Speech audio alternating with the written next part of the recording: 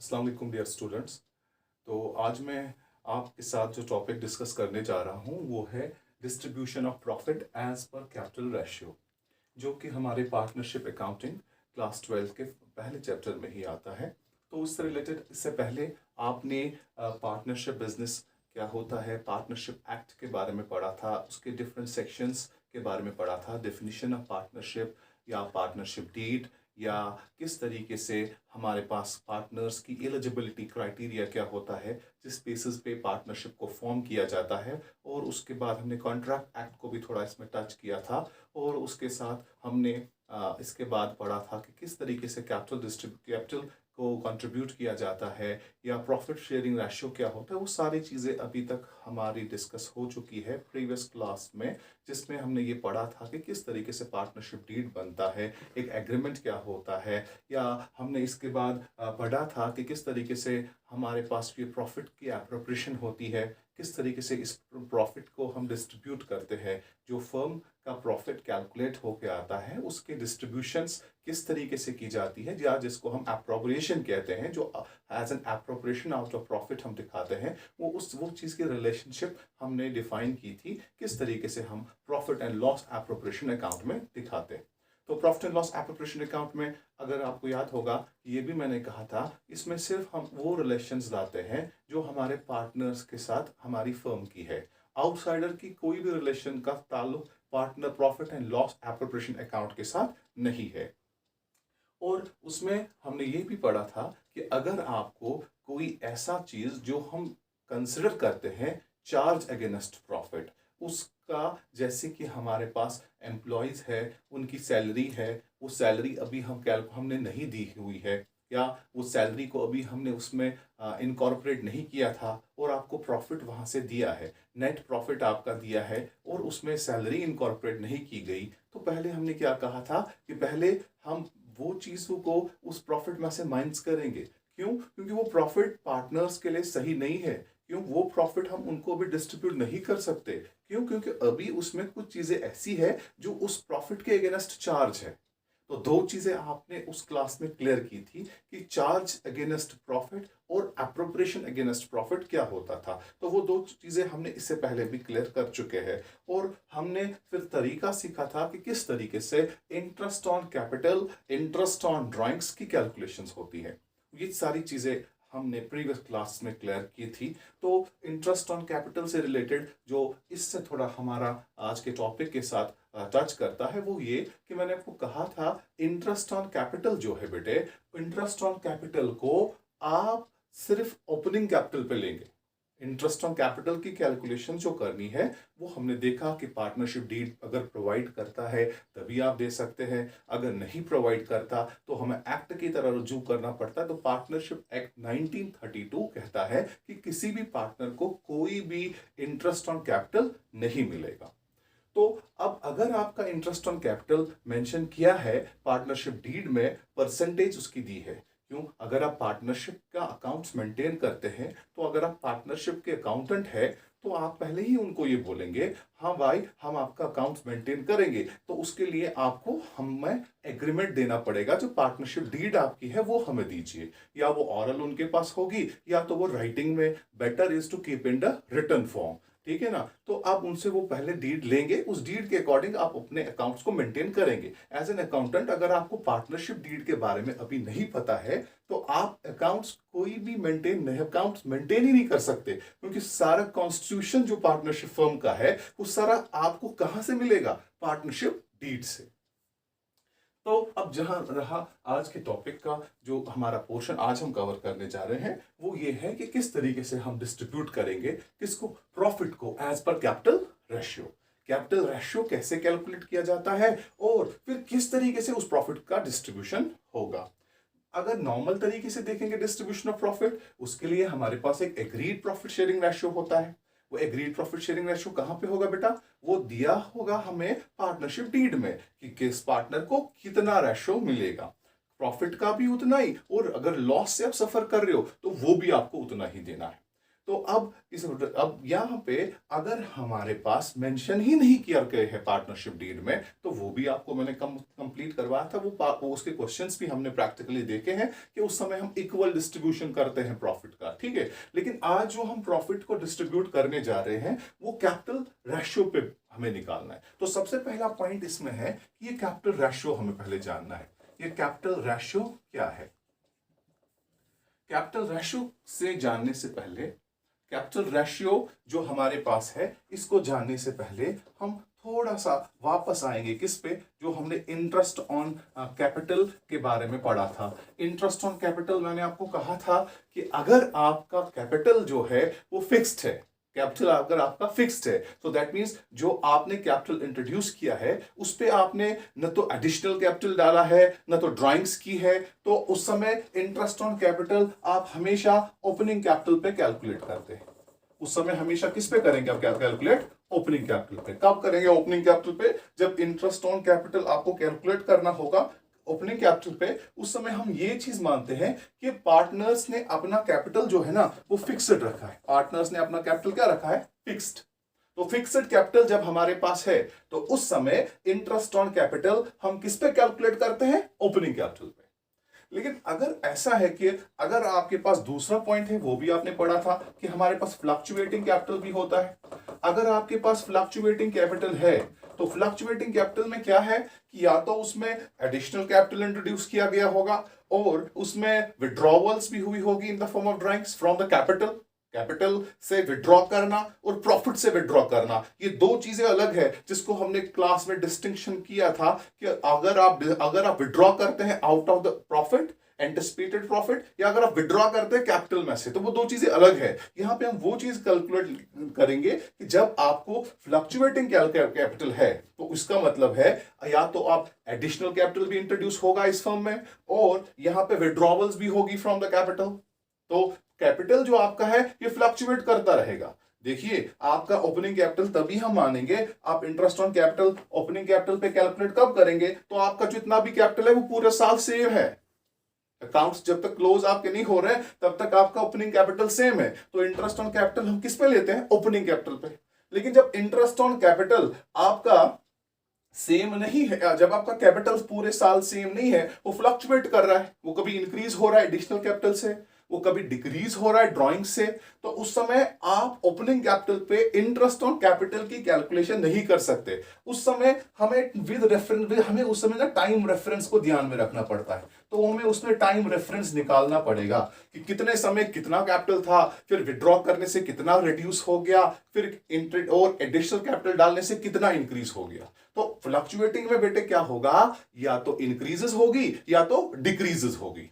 Increases किस form में होगी? एडिशनल कैपिटल डालने से। डिक्रीजेस किस फॉर्म में होगी?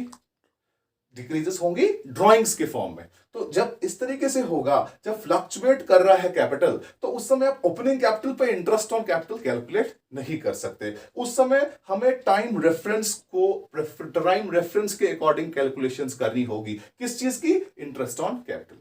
ये बात हमने इसलिए यहां पे फिर से डिफाइन आपको की कि इंटरेस्ट ऑन कैपिटल का थोड़ा सा फिर से बताते हैं। इंटरेस्ट ऑन कैपिटल जब पार्टनरशिप डीड ने मेंशन किया होगा तभी आप देंगे। और दूसरी बात है, इंटरेस्ट ऑन कैपिटल ना दो तरीकों से कैलकुलेट किया जाता है। या तो ओपनिंग कैपिटल पे कब करेंगे? जब आपका कैपिटल फिक्स्ड होगा, ठीक है ना। और आपका कैपिटल जो मेंटेन हो रहा है वो according to the fixed capital maintain हो रहा है। और दूसरी बात बेटे जो है, आपको टाइम रेफरेंस के बेसिस पे कब इंटरेस्ट ऑन कैलकुलेट करना है? इंटरेस्ट ऑन कैपिटल कब करेंगे आप? करेंगे कैलकुलेट टाइम रेफरेंस पे जब आपका कैपिटल फ्लक्चुएट करता होगा। तो ड्राइंग्स हो रही है, डिक्रीज हो रहा है कैपिटल, एडिशनल कैपिटल डाल रहे हो, इंक्रीज हो रहा है कैपिटल, ठीक है। तो यहां तक हमने ये बात अंडरस्टैंड कर ली। अब इसके बाद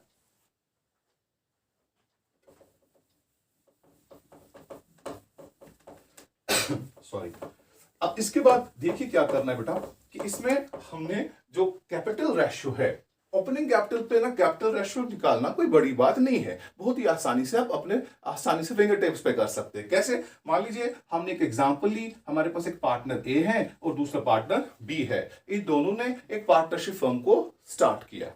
तो पार्टनरशिप फर्म्स को स्टार्ट करने पे इसका भी ओपनिंग कैपिटल था, इसका भी ओपनिंग कैपिटल था, तो इसने कैपिटल डाला 2 लाख रुपए और इसने कैपिटल डाला 1 लाख रुपए।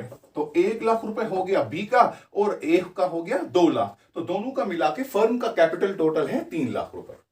तो 3 lakh rupees is the total capital of the firm, in which A have introduced 2 lakh and the B have introduced. B has introduced how much? B has introduced 1 lakh and A has introduced 2 lakh. The total capital of the firm is how much? 3 lakh. Now, अब आपने अगर आपका capital fixed है, if you are maintaining your capital as per the fixed capital, there are two methods by which we can maintain the capital of a firm. Either you can keep it as a fixed or you can keep it as a fluctuating. And at the time of the fixed capital, जब आपका fixed capital का method follow कर रहे हैं तो आपको उस समय आपको एक तो कैपिटल अकाउंट बनाना पड़ता है और करंट अकाउंट भी बनाना पड़ता है। कैपिटल अकाउंट उसमें आप क्या दिखाते हैं, जो आपकी ओपनिंग बैलेंस थी वही आपकी क्लोजिंग भी होती है, और जो चेंजेस होती है वो कहां पर रिफ्लेक्ट होती है, करंट अकाउंट। लेकिन जब आपका कैपिटल फ्लक्चुएटिंग कर रहा है तो हमें एक ही अकाउंट बनाने की जरूरत होती है, वो है सिर्फ कैपिटल अकाउंट।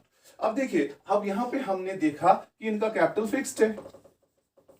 जब कैपिटल फिक्स्ड है तो ए का 2 लाख है, बी का 1 लाख है, तो कैपिटल अकाउंट बना होगा, ओपनिंग कैपिटल भी वही, क्लोजिंग कैपिटल भी वही। क्यों? फिक्स्ड कैपिटल आप रख रहे हो। तो अब यहां पे तो रेशियो निकालने की कोई बड़ी बात नहीं है, आप ये 2 जीरोस काट लीजिए, ये काट लीजिए, तो रेशियो आ गया 2:1। So what is the 2:1? 2:1 is the capital ratio. 2:1 क्या है बेटा? ये बन गया कैपिटल रेशियो।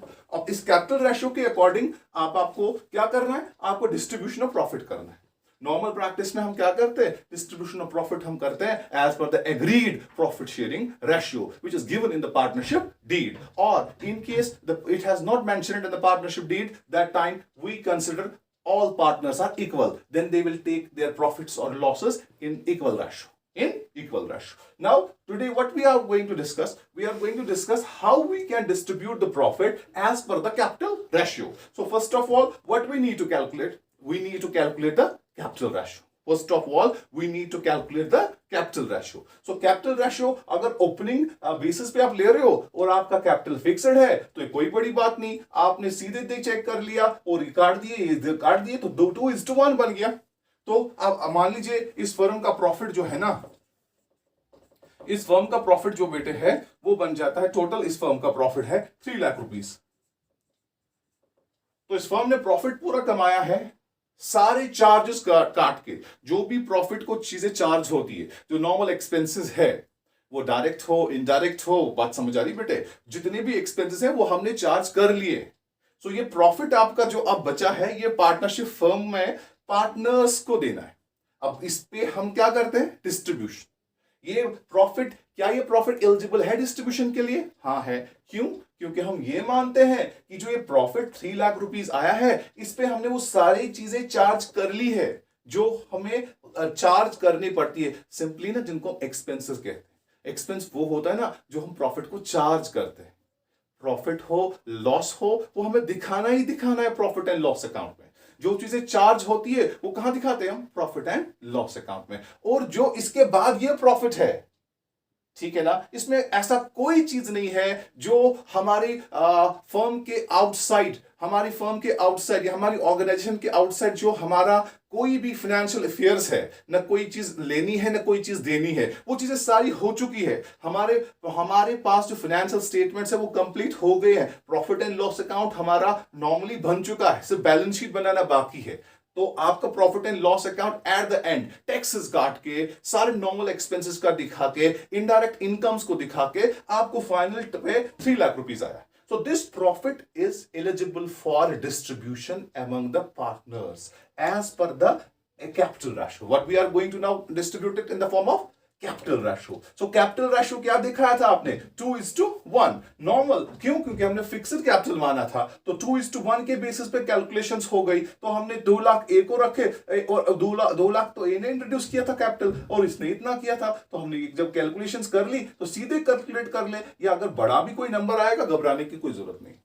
मान लीजिए ये ऐसा आ गया 100:50, कोई बात नहीं, तो रेशियो बनेगा।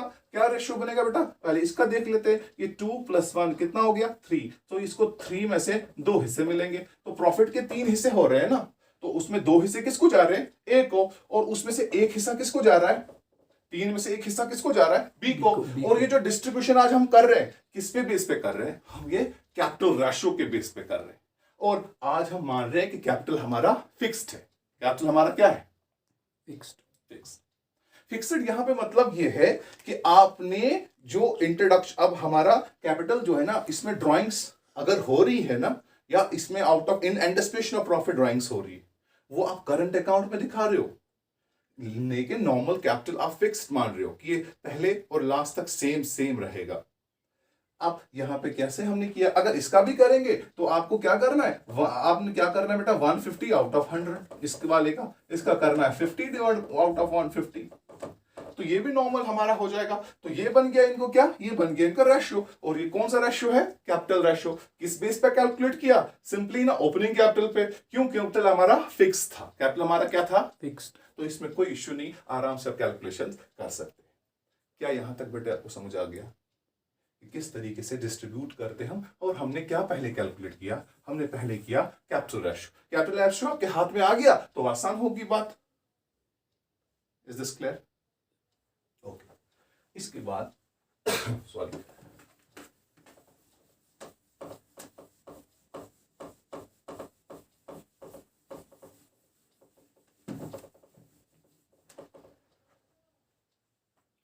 अब हम दूसरा केस इसका देखते हैं। पहला तो हमने कैपिटल रेशियो कैलकुलेट किया। कैपिटल रेशियो आपने पहला कैपिटल रेशियो जो आपने कैलकुलेट किया ना, वो आपने कब कैलकुलेट किया? ओपनिंग कैपिटल पे। ओपनिंग कैपिटल पे आपने यहाँ पे लिया। और ओपनिंग कैपिटल कब मानते हो? जब आप अपने कैपिटल्स को मेंटेन करोगे as per fixed capital. Fixed capital method के अकॉर्डिंग आपने इसको मेंटेन करके रखा था। और अब अगर हमारा कैपिटल फिक्स नहीं है, कैपिटल आपका फिक्स नहीं है, तो उस समय क्या करोगे? जब आपका कैपिटल फिक्स नहीं है, तो फिक्स कैपिटल नहीं है, तो फिर क्या है? फ्लक्चुएटिंग है। फ्लक्चुएटिंग का क्या मतलब? इसमें ड्राइंग्स भी आपको आ रही है, इसमें आपको एडिशनल कैपिटल भी फिर से आ रहा है, एडिशनल कैपिटल भी आ रहा है, ड्राइंग्स भी आ रही है, और साल भर आपका सेम नहीं रहा था। ठीक है जी, ये सेम आपका साल भर नहीं रहा था, फ्लक्चुएट कर रहा है कैपिटल।